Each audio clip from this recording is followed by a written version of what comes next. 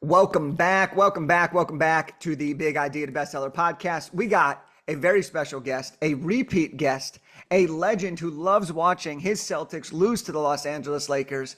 But more importantly, and I always got a jab with him, but more importantly, he's an incredible entrepreneur, an incredible person, and most recently launched his latest book, The Long Haul Leader. Chris Ducker's with us today. What's going on, Chris? How are Hey, you? brother. Good to see you, man. Nice to be back at you. I got to show you something very cool before we get going, actually. So I got a very good client of mine who's actually in the professional sports world. Okay. And we did a private coaching day with each other when I was in Nashville earlier on in the month, earlier on in the year. And he gave me this. This is a piece of the original Boston Celtics Garden parquet floor signed by Nate Tiny Archibald. So yes, I'm instantly dating myself by saying that name, but instantly sits on my desk now, super happy. Go Celtics, screw the Lakers. Let's get on with the podcast. There we go. And for those of you that don't know, this is one of our great little jabs back and forth. We got a little rivalry going. We got the UK, the US rivalry. We got the Lakers. We got the Celtics. We got it all going on. But ultimately, and we were just talking about before this, it's all good fun and it's all in the spirit of positive competition and collaboration. So Yeah, man. with that said, Chris, your book just came out, The Long Haul Leader. And I had a chance to skim through everything. And not only are you an incredibly talented person when it comes to releasing books, but you also deliver such incredible content in the books. And Thank I'm you. just going to jump straight in here and we'll do a high level overview. And then I want to jump straight into some things I prepared for us. But in a simple overview, why'd you write The Long Haul Leader and what's it about? Just so people have a good idea as we head into the depths of this conversation. Yeah, I'll try and keep this brief. I wrote it because I suffered a really horrific burnout in 2021. Mm-hmm. Nobody really knew about it except for my wife. I kept it very, very, very private at the time, but I was diagnosed with acute anxiety and depression. I was put on antidepressants for a year and a half. And I was also diagnosed with phase 3 adrenal failure, which basically means that my adrenal glands, which create cortisol, which is a stress hormone, were flatlined. So I wasn't making any kind of cortisol to handle any amount of stress, which was obviously a spiral, right? Yep. Hence the burnout. I'm fine now. I'm back, baby. Everything is great. I made a lot of changes lifestyle wise with sleep and diet and quitting caffeine and all that kind of stuff. But going through that process led me to look at how I had been leading not only my businesses, and when I started writing that book, I had 3 businesses. Now I've only got 1. I've sold 2 in the last couple of years, but really started to look at how I was running my businesses, but more importantly, how I was running me as the leader, right? Mm. And then I started talking. Once the writing process had started, I started talking to a lot of peers and friends and colleagues, clients, and even people that I hadn't met, but I knew through other people in the industry about how they were handling these sort of things. And let me tell you, I wasn't the only one feeling the way I was at the time.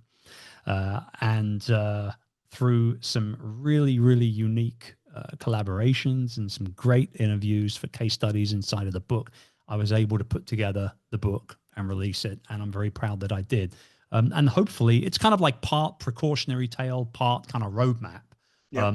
With a little bit of luck, we avoid, get as many folks as possible, avoiding that entrepreneurial burnout so many people go through, 87% of entrepreneurs to be precise.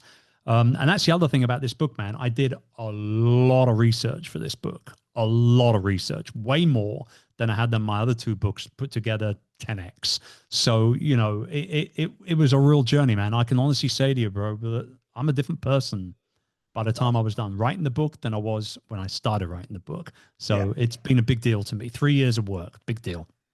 I love that. And I love when people go through the writing process. If they can really learn as they're going through it, they often come out on the other side as Yeah. somebody who's an evolved version of themselves. And that's a beautiful thing, especially for your particular topic, because that really shows that you practice what it is that you're talking about. And so Yeah.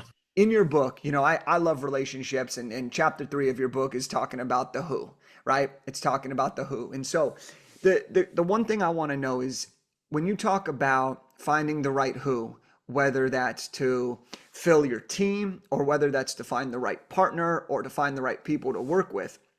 What's what's one thing that you've done over the years that you think has been one of the biggest contributors to your great relationships that have lasted a long time? Caring, like giving a damn, plain simple. I'm a big believer relationships need to be treasured, not used. And unfortunately, in today's very, very quick moving, hyper competitive world, we're always looking to try and use, I think it was a rap song years ago, use what you got to get what you want, right? And that's like a big issue to me Yeah. because relationships shouldn't be used. They should be treasured. They should be nurtured and loved on, as much as possible. And I mean, I'm one thing that a lot of people always say to me, particularly when they look at the online entrepreneur space and the thought leadership space and that kind of thing, they a lot of people will say, man, how do you know everyone? Like, what's the deal here? Like, you're hanging out with literally everyone in this industry. What's the deal? And so, well, first of all, I've been in the game, well, within the industry as it is for about 15, 16 years. I've been building businesses another 6, 7 years on top of that. So those relationships have not happened overnight. They've come from, multiple touch points, multiple conferences, dinners, breakfasts, lunches, coffees, cocktails, you name it, right? And so there's a couple of things that I've really focused in on when it comes to relationships. And I've talked about them before and I'll talk about them here. The first thing is that without being kind of creepy, I try and find out as much as I possibly can about people that I believe that I can be of service to, or that I feel I want to get close to and get to know better, or I want to learn from, or whatever it is. And once I discover, and it can be a little thing, little thing. So let's say, for example, Jake is a big dog guy. He's got a couple of dogs and he loves his dogs. Not many people will consider that a majorly important part of building a relationship with each other, right? They'll think about all the books that Jake publishes for his author clients and things like that, and what they can do in that regards. But I'll say, hey, if Jake's a big dog guy and I want to build a relationship with Jake, then I'm going to go out, I'm going to hang out with him in LA or whatever it is, wherever it is, some conference. We're going to have dinner with each other. And then afterwards, he's going to get a gift in the mail, and it's going to be a dog treat subscription for the next year. So Jake remembers me every single month when those doggy treats turn up on his doormat, right? Little things like that. Remembering that it's important to stay top of mind is super important. Things like birthdays, anniversaries, important dates, book launch dates are a big one as well. I've done this for many years. I've made notes. I have several notebooks that I kind of live by, 4 or 5 of them. And one of them is just my relationship notes. And so when somebody launches a book, I'll make a note as to what that launch date was. And then my EA, Michelle, she'll go ahead and put that onto my calendar as a recurring annual Yep. what do they call it? Appointment or whatever. And so a year later, I can reach out to my buddy Don Miller and say, hey, Don, congratulations on StoryBrand 2.0, 1 year old today. And Yeah. that's the stuff that people remember. That's the stuff that people remember. So just caring, man, just giving a damn, plain and simple. Yeah, I love what you're saying here. And, in this world that we're in right now, right, you have marketing that is focused on big claims that can or cannot be backed up sometimes. You're focused in a A world lot of the that is, time. yeah, and Yeah. everybody's focused on the fast result. And fortunately, in the world, there can be faster results now than there used to be due to technology and due to virality and some other things, which Yep. can be a positive.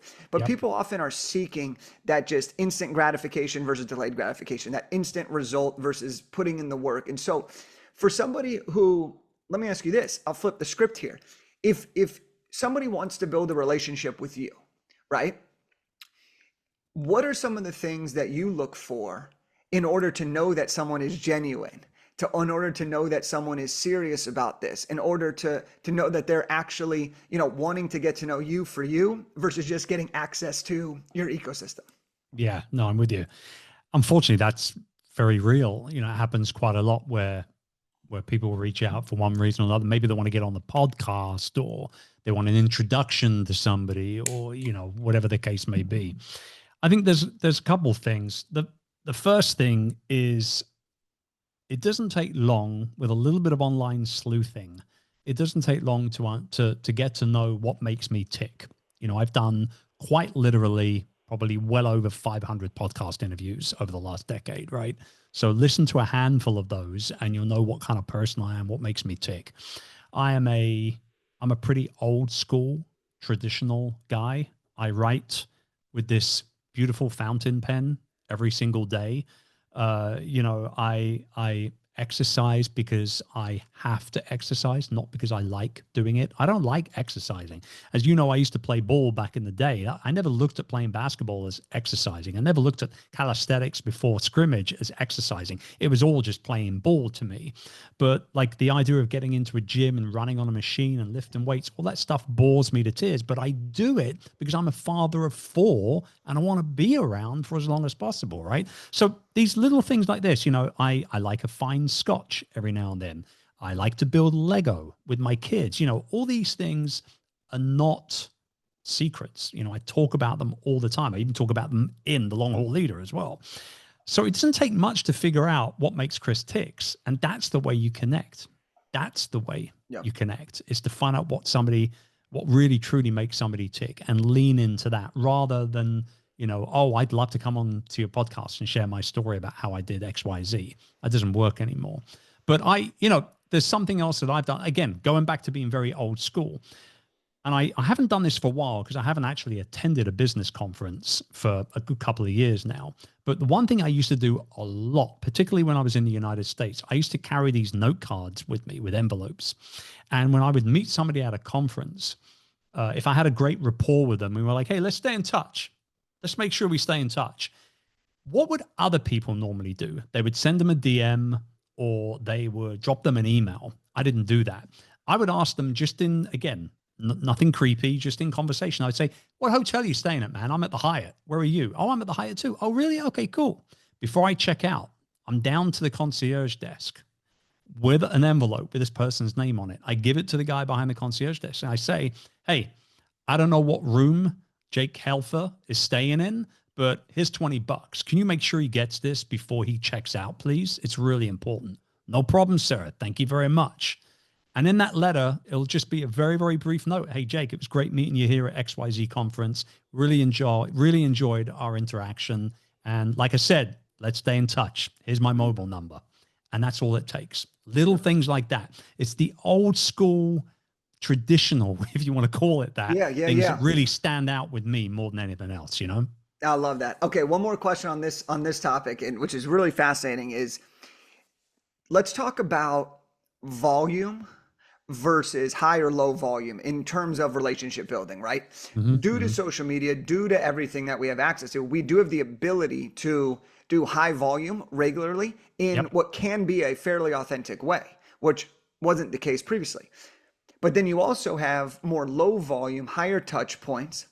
But the question that I want to pose here, because either can work, but how do you know if it's worth your time to go lower volume for a few specific people, not knowing if those specific people even are the right people, versus going higher volume, seeing what sticks, and then developing some of these really intentional, focused efforts on it? So what's kind of your thought process there? I think my thought process actually is to do both. And to have that kind of mindset of, and it's not a matter of like, let's throw a whole bunch of spaghetti up against the wall and see how much of it sticks, right? It's about understanding that, particularly from, you know, when you're first starting out, let's just talk from a beginner's perspective.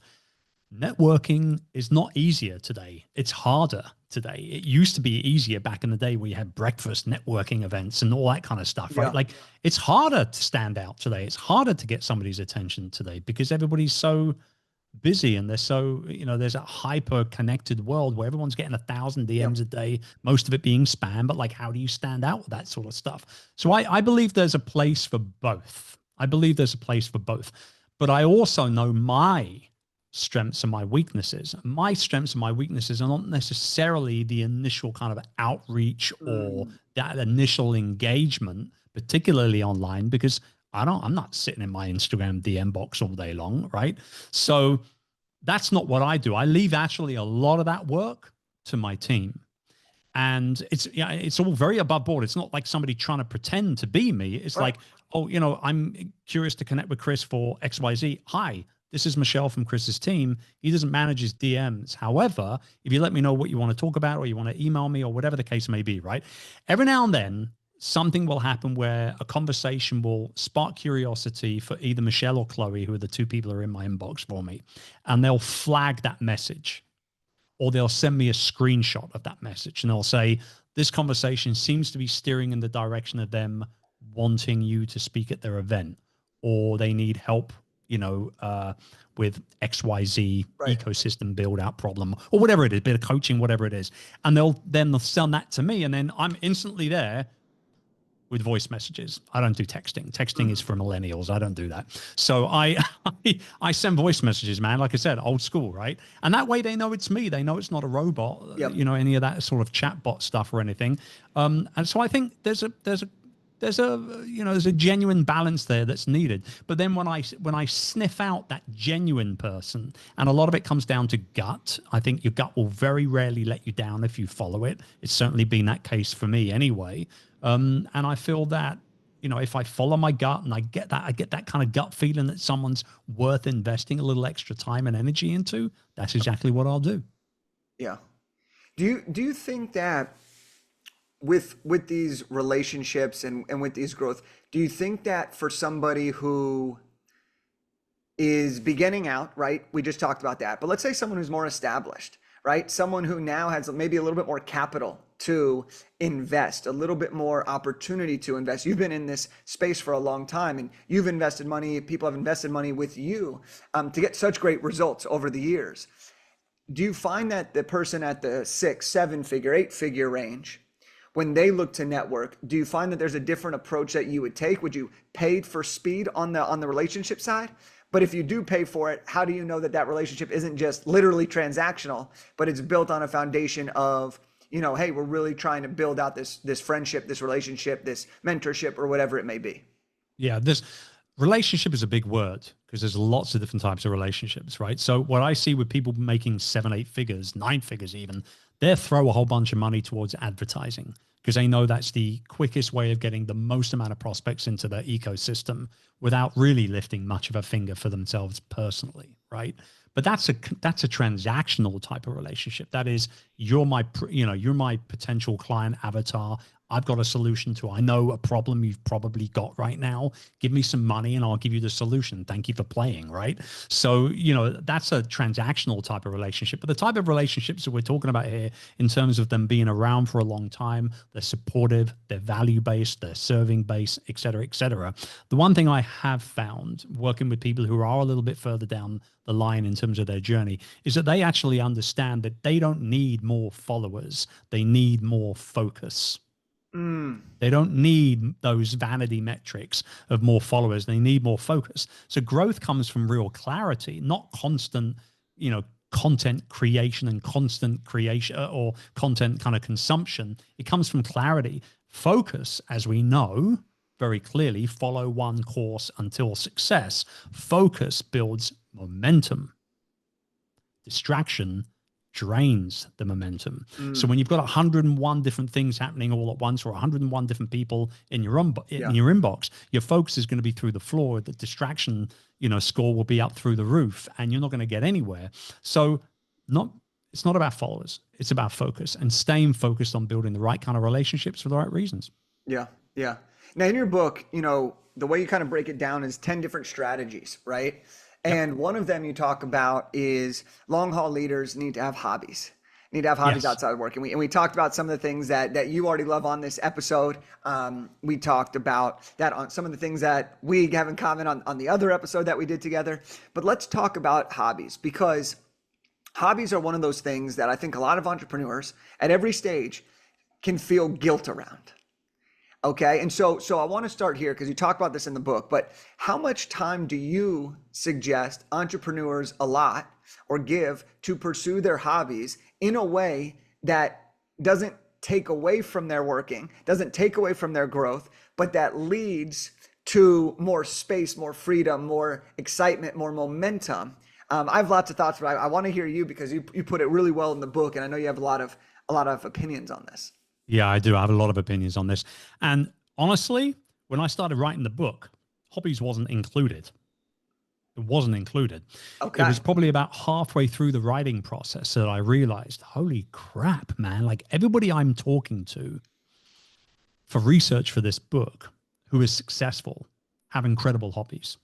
Mountain biking or building massive Lego sets or there was one lady who's a skydiver in her early 60s I spoke with the other day.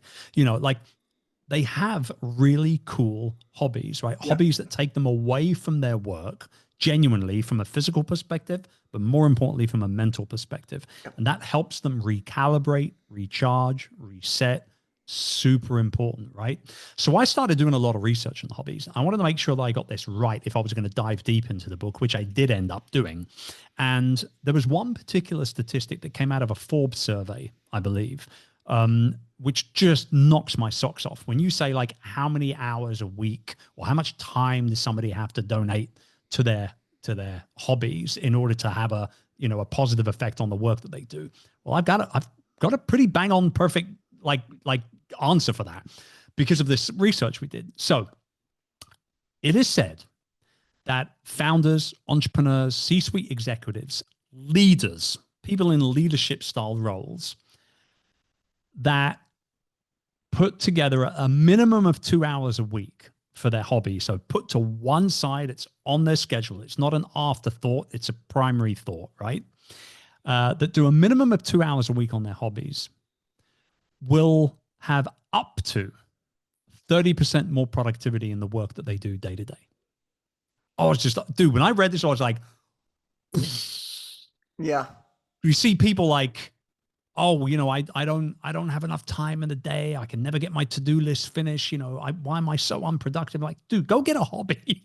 go out and get a hobby. And to your point, it's a lot of the time for entrepreneurs. It's the very final thought, if at all, it comes into their head because of guilt. They feel guilt that they're taking time away from their business, away from their business projects.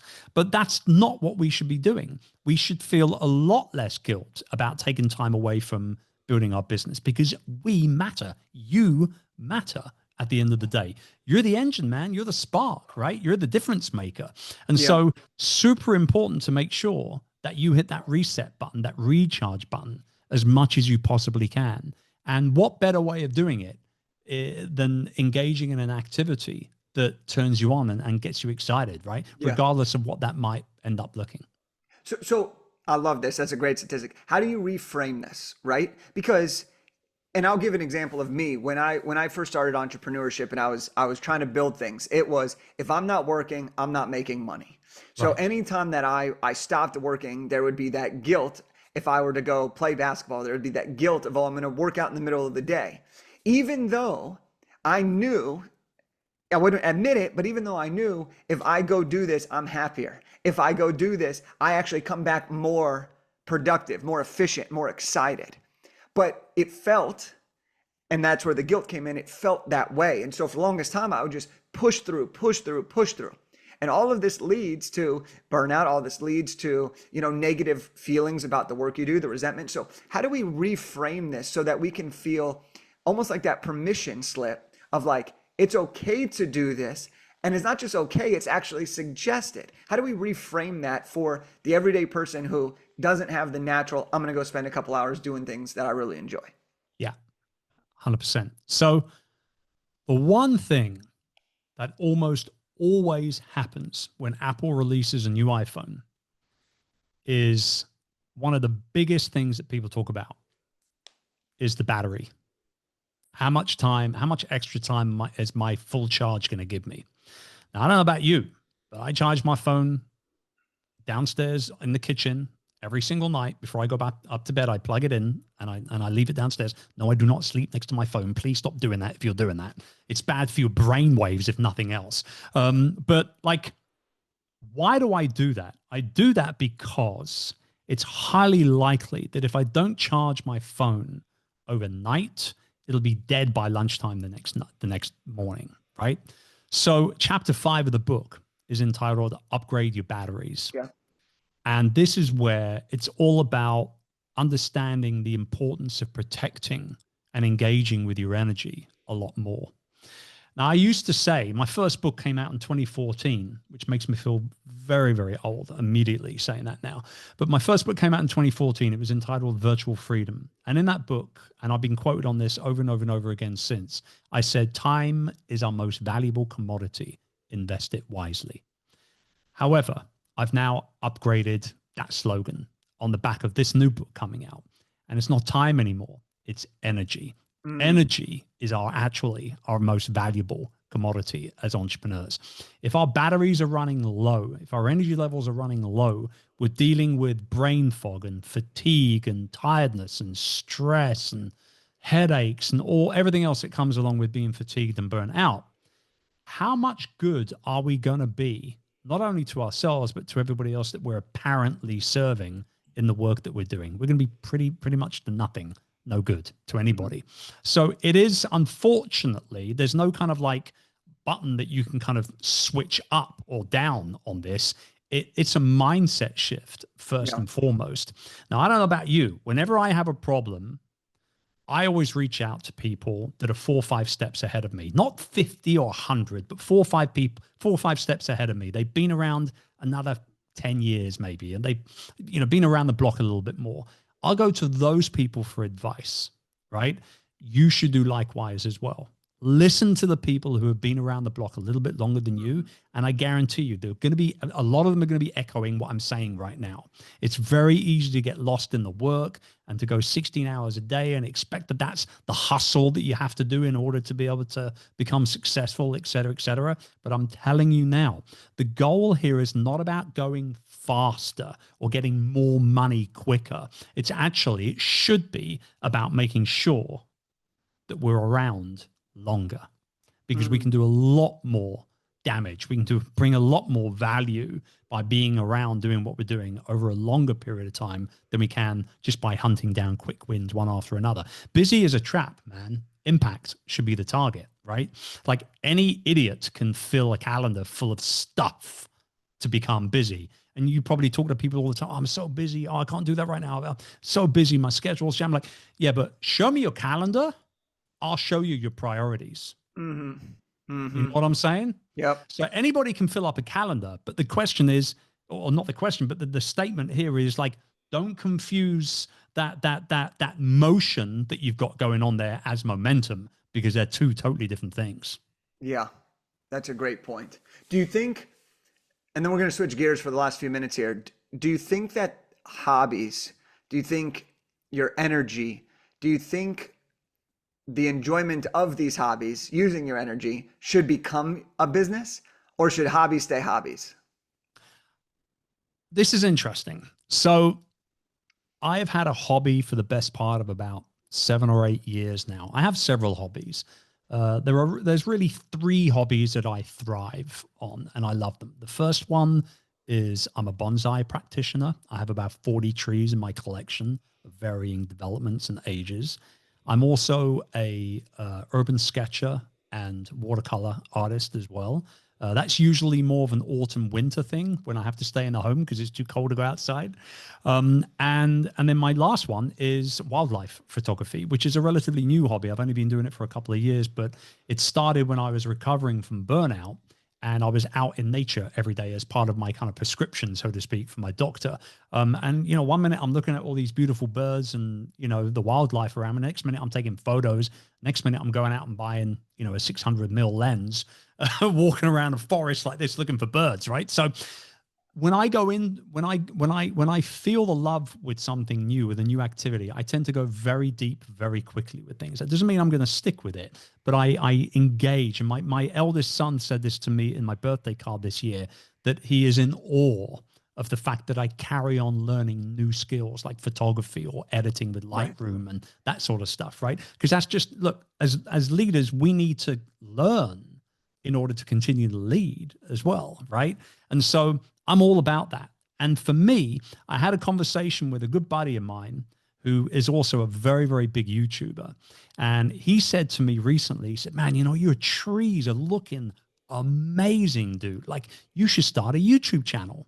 And I said, I can't think of anything more horrible for me than starting a YouTube channel about bonsai, because a couple of reasons why. Number one, it takes a long time to get a tree looking from this, from that. Like, the before and after of a bonsai is like 10 years, right? So it's like, how long is it going to take before I can release a video properly? Right. But the other thing is this, like, if I have to set up lights and mics and cameras and all the rest of it before I even pick up the pair of pruning scissors, where's the fun in that? Like, how am I decompressing and recalibrating with that setup, right? Let alone having to narrate over things and come up with ideas. No, I can't think of anything more horrible. Now, that's not to say that there isn't room for people to turn their passions into businesses. People have been doing that for a very, very long time. For me personally, though, I get more out of my hobbies in terms of recovery and things like that, which is very, very important, particularly as you get older. I get more love and more joy out of my hobbies than I do, than I believe I would by making money out of them. So I like to keep things separately. Mm. I love that, because everyone's got a different perspective related to that, right? And for me, I love basketball, right? So one of the first I had no idea, man. So one of the first businesses, and this, after I worked with the Lakers during Kobe's final season, one of the first things I did was I built an NBA pre-draft combine, and I was able to turn my love of the game into a business, and it was amazing. By year 3 of it, though, I got numb to being a basketball fan. I was around it, I was in it, and it was awesome. I loved every second of it. But on my free time, I didn't want to watch the Lakers play every night. Or for those few years, I wasn't as big of a fan. Right. As soon as I stopped the combine, yeah, I went back to being the biggest Laker fan ever. Oh, I love it. And I watch every single game, and it's something I look forward to. Basketball season, when it happens, I'm all about it, right? Yeah, man. But it's one of those things where, like, I learned, for me, for that particular passion, that particular hobby, that particular interest, the business was amazing. But then I realized that for that, I didn't need to be in it. And I think that's kind of, going to what you're saying is for you with the bonsai stuff. Beyond the fact that it would take forever to make a video, right? And I know we're kind of joking about it, but it's true. But it's true. To set up all the lighting and all those other things, it's not the ideal scenario here. So yeah. I really appreciate that perspective, Chris. And so as we get ready to kind of wrap up here, obviously, I could talk to you about every chapter in the book, but I want people to go get a copy of the book. And I appreciate that. Yeah. I had so many more notes. I mean, it is a good book. I'm just going to put it out there. It's a good book, right? Yeah. It is a good book. And like I said, I got plenty more notes and everything, but I want to ask one more question here and then we'll wrap up. And I want to kind of switch the gears, right? Obviously, this is the Big Idea to Bestseller podcast. I want to know, and we'll keep this brief, okay, for time's sakes. But sure. You get ready to launch this book, okay? You put in all this time and effort writing the book. It's been a couple years. You got your team involved. You're doing all the things. What were some of the most powerful things that you did to have the most successful launch possible for this book that maybe you didn't do in the past? I tell you what we did. We lent into our own email list more than we ever have done before when it comes to launching my previous 2 books. Obviously, my email list has grown substantially since 2014. But the one thing that I've done over the last couple of years with my email list is cull it quite regularly. So my open rates are 50, 60% open rates, and not industry standard 20, 25% if you're lucky kind of thing. And with those open rates, I know people are engaged. And if they're engaged, they like my work. If they like my work, hopefully they'll buy my new book. And so we really engaged with our email list a lot more with this launch than we have done before in the past. The other thing that I did, and this is something I've done with both of my other previous launches, but this time around, I really took a little bit more of a strategic view on it rather than kind of just doing anything and talking to everyone was podcast interviews. So what's great about podcast interviews is, particularly if you've got the depth of reach in terms of relationships with people with good shows, it's great to get on those shows and talk about your new book and all the rest of it, right? But this time round, I was really strategic with who I contacted specifically about the launch, because I didn't want to do, like, I know a buddy that just hit the New York Times for this recently, but he did like 70 interviews in the course of like a month and a half. And I can't think of anything more horrible. Like it would kill me, right, to do that. So I said, well, I'm not going to do that. I'm going to do like a dozen interviews, but they're going to be with the right shows and with shows of a certain number, certain value, certain, premiership, right? And so it was stuff like the One Thing show with Jay Papasan, or the Double Win show with Mike Hyatt, these kind of like larger shows with real leadership style communities that are tuning in. And that from a strategic perspective meant that I had more energy to give those, because I wasn't doing 5 interviews a day. I was doing 1 a day. And it also meant that the stories that I would tell on those shows was so much more relatable to support the launch specifically as well. Does that mean I'm going to ignore the other podcasts? No, of course I'm not. I'm going to be doing them for months and months and months. But I was really strategic this time around about the shows that I went on, very specifically to support the launch. Those are 2 phenomenal tips, because I'll just talk on the podcast one. I think that so many people think that the launch is the only time the book matters, especially first-time authors. They're like, my book's coming out, I need to do every single moment. And not only can that cause you to be like, okay, my launch is done, I'm done, and then you never talk about your book again, which slows down all the momentum. We've talked about momentum today, right? But what you're doing is you are intentional around launch, but as a seasoned author, as a successful author, that the launch is just the beginning of this book's lifetime, right? And so now it's about continuously building momentum, continuously getting in front of these people reading the book, over time leaving reviews. Those reviews lead to recommendations. And all of a sudden now you have a continuous growth pattern. Whereas a lot of authors have a spike and then a massive decline, which prevents them from ever being able to build what they want on the back end.